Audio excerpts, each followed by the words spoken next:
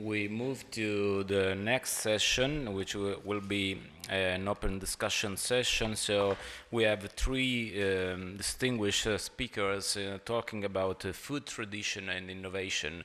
As you can understand, when we talk about food values, we talk particular about food tradition, because it's important, as you all know, that we need to restore tradition about our foods and our culinary traditions and culinary models. But we need also to innovate. We cannot stay fixed in our history, in our culture, in our past. We need to innovate. So it's important also to know how can we reinvent the history, and that's why we propose this discussion, this panel discussion about with the three speakers. So we have a three short lecture, and then we have an open discussion with all together, just to understand and to discuss about many different things of this lecture. We were talking about three different issues, which will be one related to olive oil with Professor Jean-Xavier GUINARD, and then with ancient grain with Professor Benedettelli, and the wild plant foods as a new source of bioactive compounds of the Mediterranean diet with Professor Montagne Camara. So we try to cover all the issues of nutrition of the Mediterranean diet with grain, olive oil, and with other compounds. And so we hope that it will be interesting for all of us. And so as a first speaker, I will introduce, it's a pleasure for me to introduce Professor Jean-Xavier GUINARD, who is a professor and sensory scientist of the University of Davis in California, and in particular is a director now of Robert Mondavi Institute in California at the University of Davis. So is a distinguished speaker, and is a really important and relevant professor of sensory science, who is going to talk about olive oil, a case of reinventing the wheel. There will be also an interactive part of his lecture, so you are going to find to have some small tasting from our young helpers. So please, Jean-Xavier, it's a pleasure. Thank you.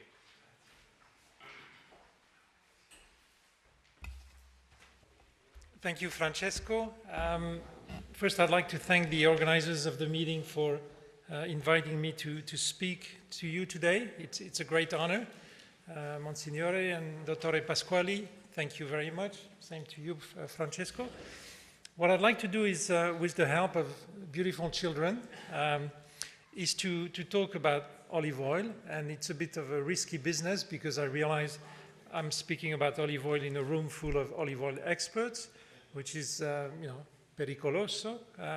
But anyway, I'll do that. And then I want to share some of the research we're doing in the sensory and consumer area to try to understand behavior and how we might possibly change or move people's diets from an animal-based to more of a plant-based diet, and how to use olive oil to do that.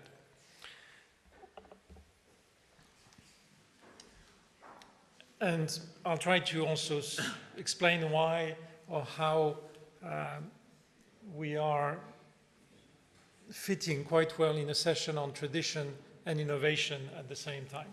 So olive oil is really a staple of the Mediterranean diet, as you've heard these last couple of days. And it's also an interesting product, because it's the perfect way to study how we've been reinventing food in many ways, and to look at food science, culinary arts, and behavioral nutrition aspects of that reinvention, and how they're key parts of the Mediterranean diet.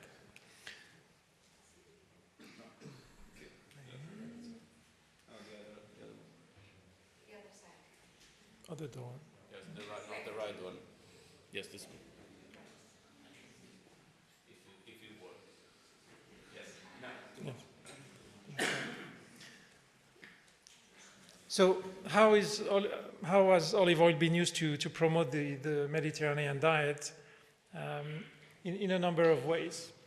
And the reason why we've seen some increase in the consumption of olive oil, particularly in the Western world, and some new consumers of olive oil is through a number of actions in many different fields. And we should point out investigative journalism, and I'll say a little bit in a minute. Sound science, I mean, you've heard a lot about the science behind the health benefits of olive oil and the Mediterranean diet. Technological innovation, we haven't talked too much about that, I'll touch on that. Effective legislation, some countries like the US have created new legislation that promotes high quality production of olive oil. Creative marketing, you may or may not agree with the kinds of olive oil products that are put out there, but some of them are based on very sound market research.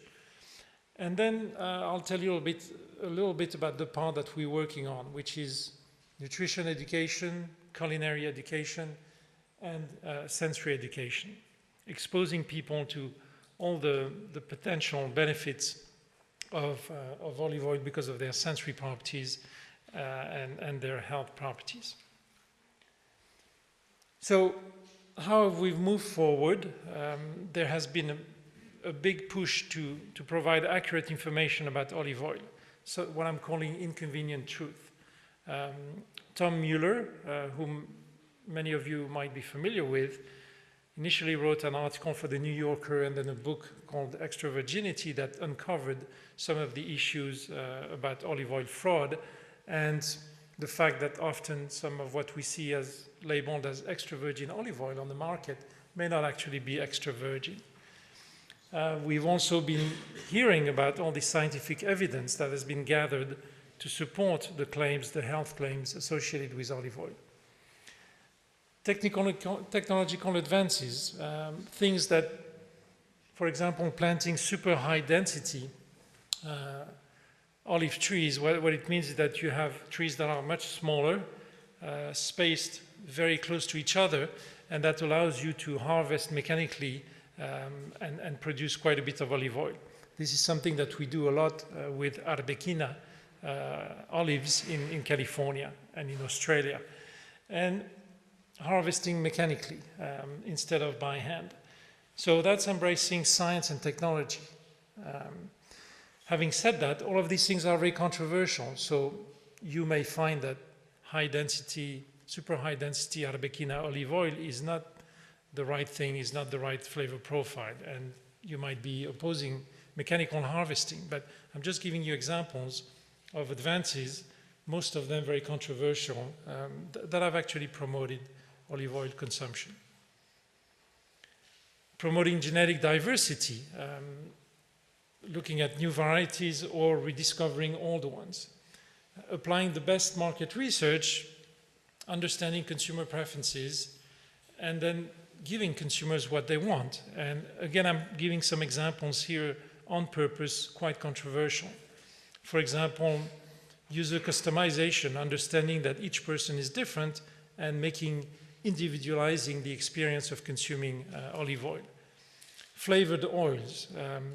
I should get a gasp from an audience like this one because it's something that most of us do not care for. But the people who've looked at consumer preferences, particularly in countries like the US, have found that some people like flavored oils and that there is a market for it. And so they've gone into that market and are selling quite a bit of flavored oils. Including some colleagues that we value and friends that we value very, very much.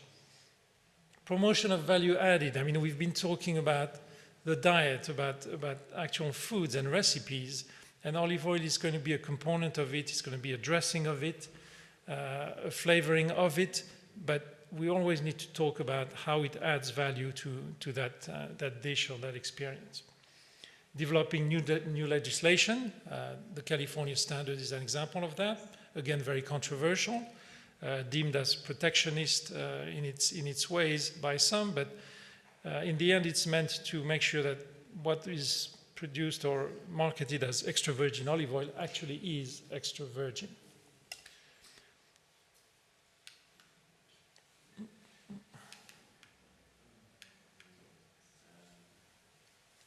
So the reason why I wanted to use the title that I used that mentioned whether ask whether we're reinventing a wheel when we are tasting olive oil. And before I do that, what I'd like you to do, we're going to be tasting 3 oils. And so you've been patiently waiting. And what I'd like you to do is to try to have a little bit of that first olive oil. So take as much of it as you would like. I mean, first smell it, and then try to think about what you're perceiving and whether you like it or not. And then I'll tell you a bit more about it as we go. Okay? Take a big sip. All right. So traditional industry, and yet there is a lot of innovation going on in olive oil, and that's a very healthy thing. And it's also a problem because people don't necessarily like change, and they think that it's not respecting tradition. But I think we need to strike a healthy combination between tradition and innovation. So, having said that, for all the progress that's been made, we still have some work to do, or put in a more positive way, we have many other opportunities for improving olive oil quality and increasing the consumption of olive oil. So here are some of the things that we've been doing in our area of activity, and some of the people in the room have been working on. And I think that's probably the most important slide in my presentation. What can we do to boost olive oil consumption and the promotion of high-quality olive oil? The first one is to expose the general public to the range of flavors that you discover in olive oil. Most people don't realize that it's like wine, it's like beer, it's like cheese. I mean, there are all kinds of flavors, and the minute you're exposed to that, then things click, and you realize, I've got something very exciting to work with here. And we're hopefully doing that by showing you these different flavors. Maybe you can bring the second oil to everybody. So, expose the general public to the variety of flavor profiles in olive oil. The second one is this is a very, very special product. I mean, if you look at going back centuries, it's always been considered as liquid gold. There is a reason for that. So we need to care for its quality and celebrate its deliciousness the same way we do for other foods or beverages. And it's very much the olive to leaf concept born out of Oleoteca Villa Campestri, where you use technology to protect the oil, and then you use great marketing to promote its values and its beauty. The next one we've heard about quite a bit already. It's the fact that you need to teach people or inform them about what they can do with olive oil. They can cook with olive oil. Most consumers in America think that this is not an oil that you should use to fry foods. Well, actually, as you well know, in Italy and in Spain, we do that very much. So you can cook with olive oil. People need to learn that. And then the last one is to study olive oil in context. Again, if we talk about olive oil by itself, and if we try to promote it by itself, we're not going to go very far, because people are not going to go to a bar, order a glass of olive oil, and sip on olive oil. They're going to consume it in the context of a dish within a meal. So, with that, what I'd like to do next is to tell you a little bit about the research we've been doing over the years and some of the most recent work we've been doing. So the first one is the sensory diversity of olive oil. We've done a number of studies looking at the different flavor profiles of oils, and these are the kinds of attributes that you're going to find in oil. In a clean premium oil, an extra virgin oil, by definition, by law, it should be fruity and bitter and pungent and free of defects. And the kinds of flavor notes that you might see in an oil are all the ones that you see listed over here. So it's really and it's a small list, so you really are dealing with a wide range of flavors. The second type of line of research that we engage in is beyond understanding the flavor profiles of the oils as affected by the variety or the way you produce or you store the oil, are consumer preferences. What do we know about what consumers like or dislike in olive oils? And so we engage into what we call preference mapping studies, which we do for many kinds of commodities. And with preference mapping studies, what you do is that you show a range of products, a range of olive oils in this case, to consumers, and then you see how they like each of the oils. And they give you a rating on a 9-point hedonic scale from I dislike it extremely to I like it extremely. And then you have a trained expert panel also measure the sensory properties of the oil. And then you run some fancy statistics on these data sets, and you sort out how many segments of consumers there are in your population liking different things. So if I do a study of red wine, I will get maybe 5 different segments who like 5 different flavor profiles. So when we engage in that exercise with olive oil, this is the kind of result we come up with. So this is a complicated graph, but to make it simple, each of the blue dots represents an olive oil, so different styles of olive oils, different flavor profiles. And then each of the little arrows in red represent a consumer. And the arrow points into the main direction of preference for that consumer. So what you can see on the left is that these arrows point mostly to the bottom, and so that means most consumers would like the oils that are at the bottom of the map more than the ones that are at the top of the map. On the right are the attributes, the sensory attributes of the different oils. And you can see, for example, towards the right, you can read things like peppery, to the left, grassy, bitter and pungent going up, and then going down you have a big long attribute that says rancid. So I want you to pay attention to that. Okay. Nice grassy, fruity attributes over here for these oils, whereas over here we're looking at rancid olive oils. So an example of that rancidity, in case you didn't quite pick up on that, the first oil that we gave you is a defective olive oil. So if you didn't care for it, you were right, because it's both rancid and fusty. The rancidity comes from the oxidation of the oil. Just like any other fat, it gets oxidized, and it gives you that painty, papery smell, nail polish remover smell. And then the fusty attribute is one that comes from fermentation of the olives when they've been sitting around too long before they get pressed. So that first oil was an illustration of the defective profile. Who told? Who discovered? The second oil that you're about to get, and I encourage you to taste now, is Olio di Cosimo from Villa Campestri, served by Cosimo himself. Cosimo is the young boy who is giving you the oil. And it's not a defective oil. It's actually a very, very nice oil. So please taste this one and see how you enjoy it. So when we do this mapping, what we found is that we uncovered 3 different segments of consumers, and there is a big group of consumers that you found at the bottom of the previous slide who actually like things that are not bitter and pungent, and things that are somewhat rancid. And the reason is that as you grow up, your preferences are formed very much by what you're smelling, and you acquire a liking for things that you're exposed to. And so the hypothesis here is that because there are so many defective oils on the market, oils that are rancid and fusty, you learn to like that, you get used to that. And so we always find a segment of consumers that likes somewhat defective oils. And also, we also make the point that there are some people who don't care for bitter and pungent oils, and many producers are trying to increase the amount of phenolics in their oils, yet it's a bit of a risky practice.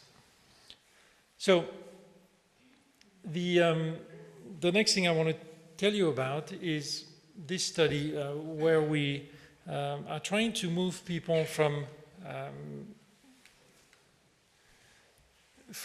not so healthy diets to healthier diets, and to move away from animal-based products or recipes to more of a plant-based diet. So this is an initiative we've been working on with the Culinary Institute of America.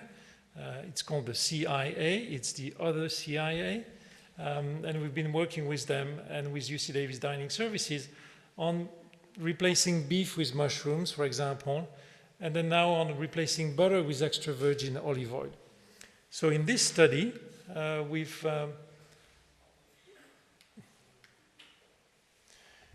been testing a number of hypotheses to see whether people can move from butter to olive oil.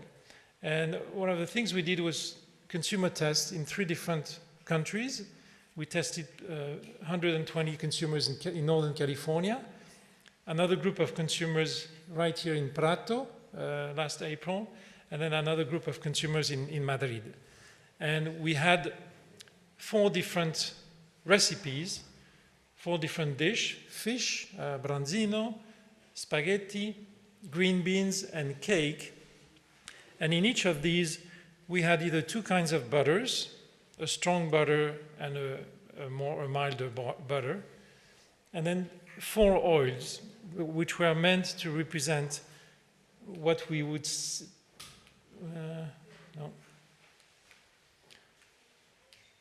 which are meant to represent the 4 different corners of the sensory map when we look at olive oil flavors.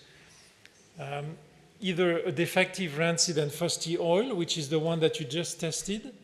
The first one we tasted is the oil we used in the Italian study. A medium grassy green, which is the olio di cosimo that you've been tasting next. And then a mild one, and then a robust, which is the one that you're going to be tasting now. So if you want to bring the last one, Gemma, that'd be great. So what did we find? This is a picture of the test done in Italy. You will recognize on the left is Christian Borci, who is the chef that helped us with the study here. He's the one who served us the lunch yesterday in the room next door.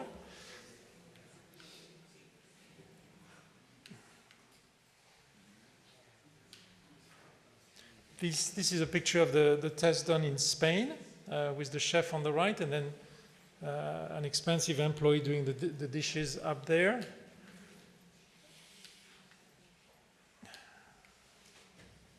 And here is what we found, okay? So we're just going to show you a few of the data, a little bit of the data. This represents the average liking for each of the recipes by the different consumer groups. And on this slide, we're showing you the results for California on the left, Spain in the middle, and then Italy on the right.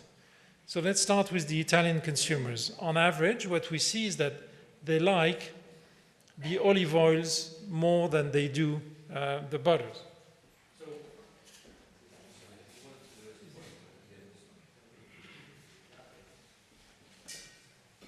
So this is good news. You guys did well. So this is the Italian consumers. The 2 butters are here, and these are the 4 olive oils. And you can see that overall in the green beans, Italians like the olive oil preparation better. In contrast, in California, they preferred the butters to the olive oil. And then Spain, it was a bit up and down. If we look at fish, again, we see some differences, but let me point to something here. For the Italian consumers in Prato, the recipe that they liked the best was the one with the first oil that you just tasted, the defective olive oil. So, what does it mean? Again, that this is something that they're familiar with.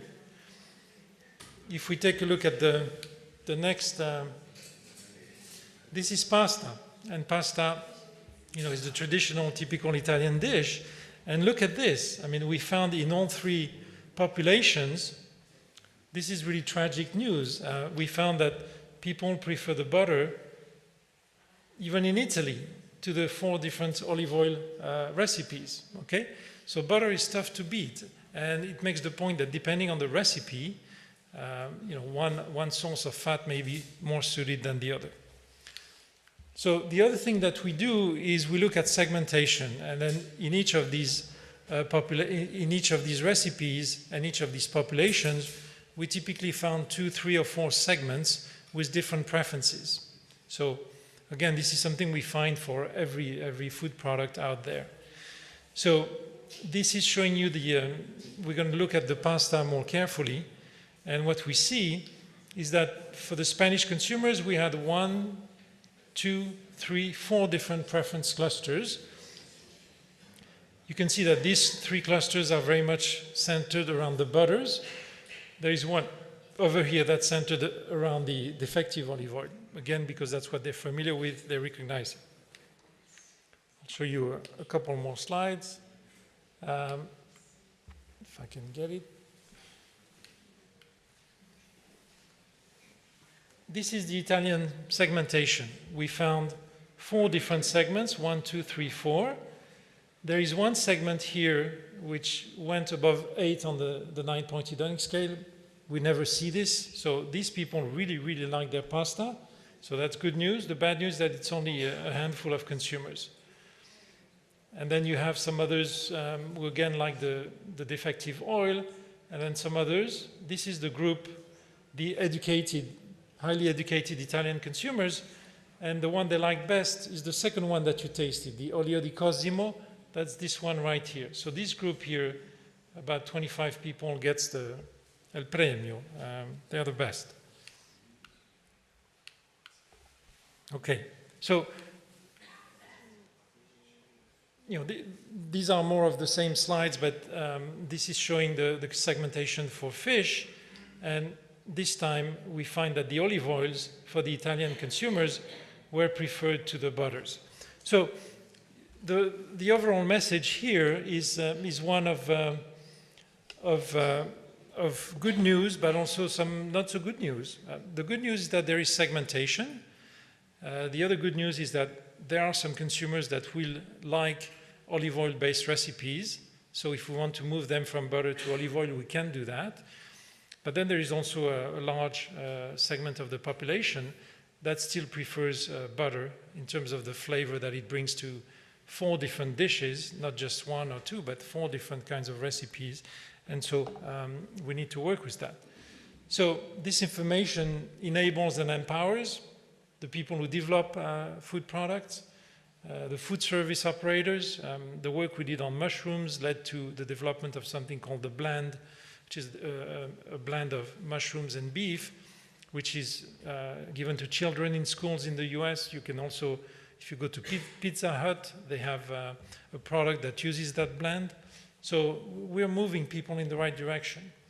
Policymakers and then consumers. It's all part of teaching or helping consumers learn about the beauty and the richness of olive oil and about ways to embrace healthier diets.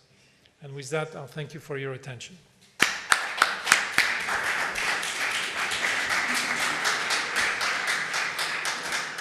Thank you very much, Jean-Xavier. Thanks a lot. The last oil, by the way, is the robust oil. No, Italian oil. So if you taste that one, we use 4 different oils. The defective one, I won't tell you what its name is.